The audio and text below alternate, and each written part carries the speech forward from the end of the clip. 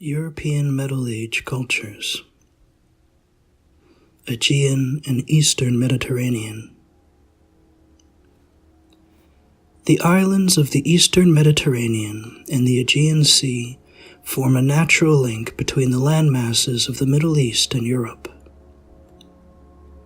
A westward expansion from the civilizations of Western Asia and Egypt began about 3000 BC and led to the settlements in Crete, the Cyclades, and mainland Greece.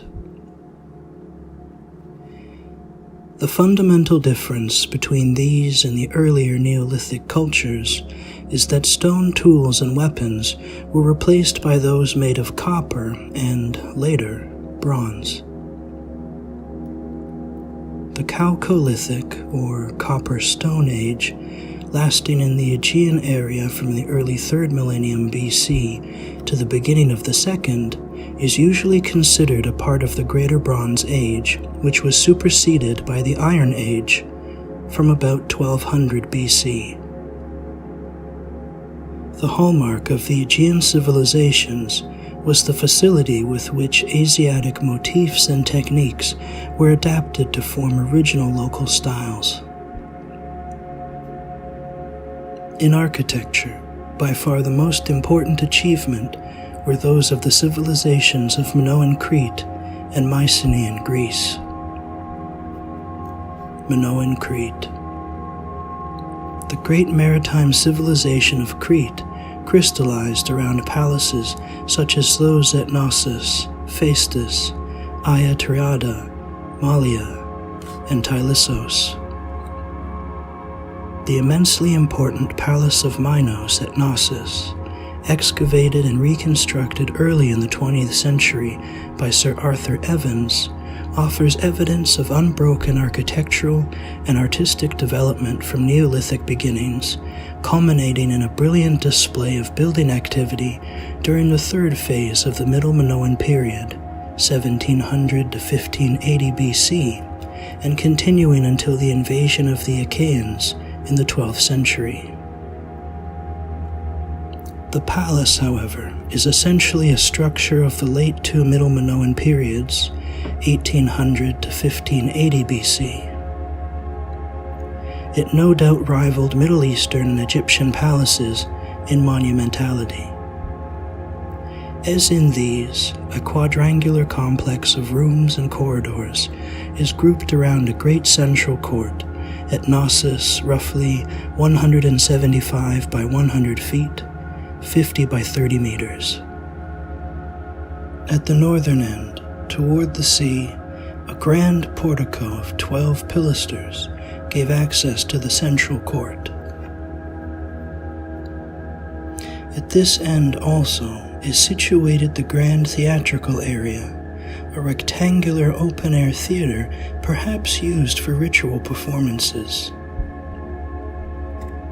The east wing of the palace is divided into two parts by a long corridor running on an east-west axis. Originally, it rose 4 or 5 stories above the slope of the valley.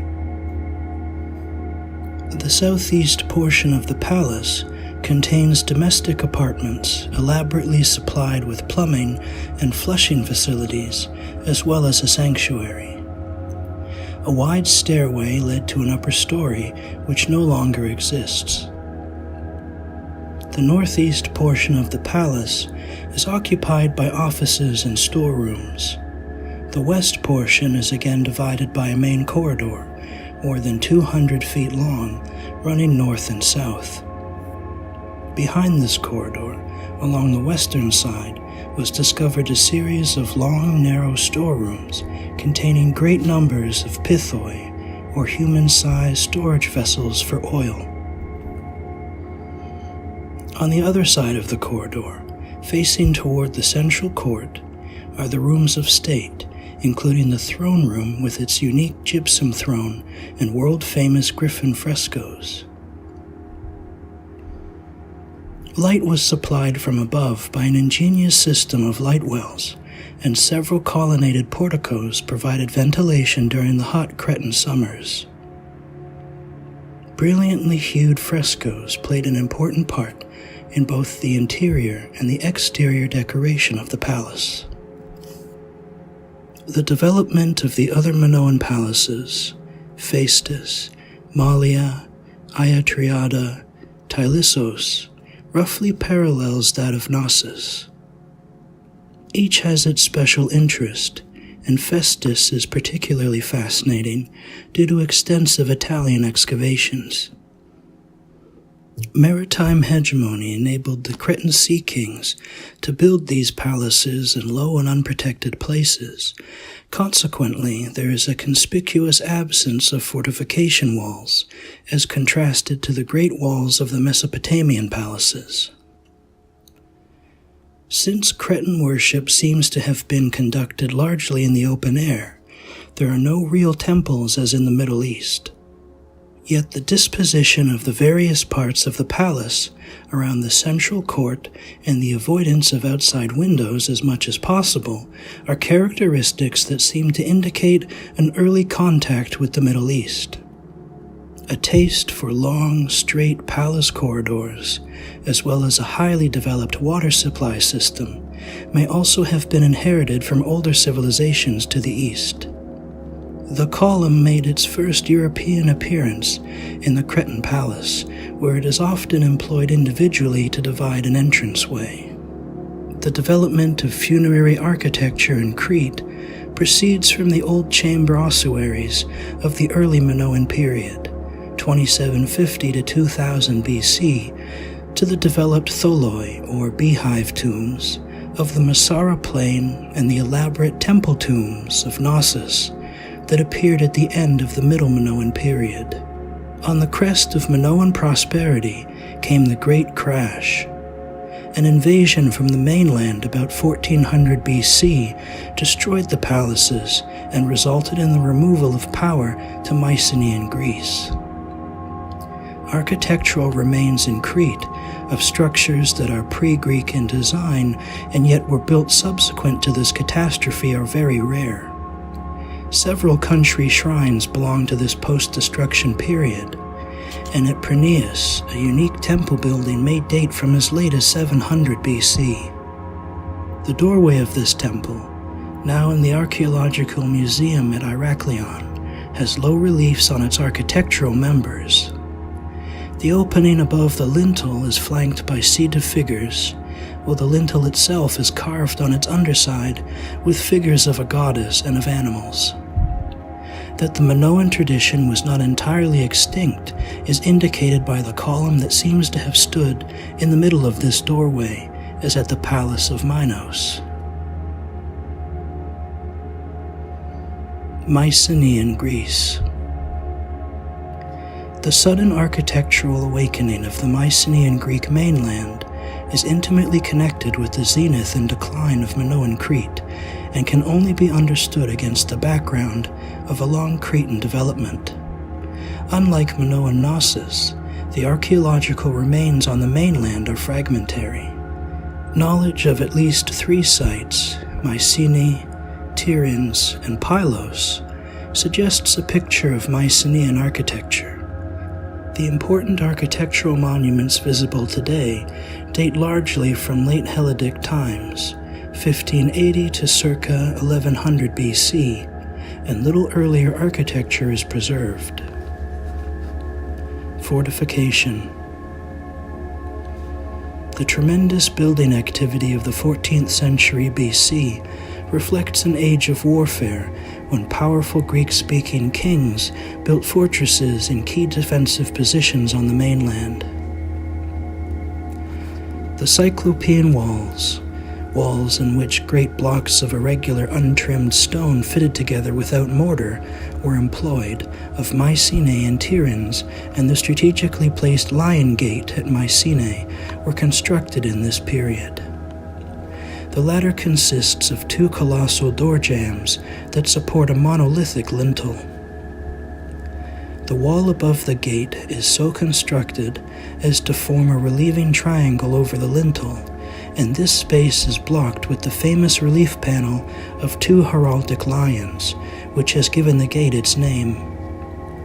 This method of construction provides an ingenious substitute for the arch, which was unknown to the Mycenaeans.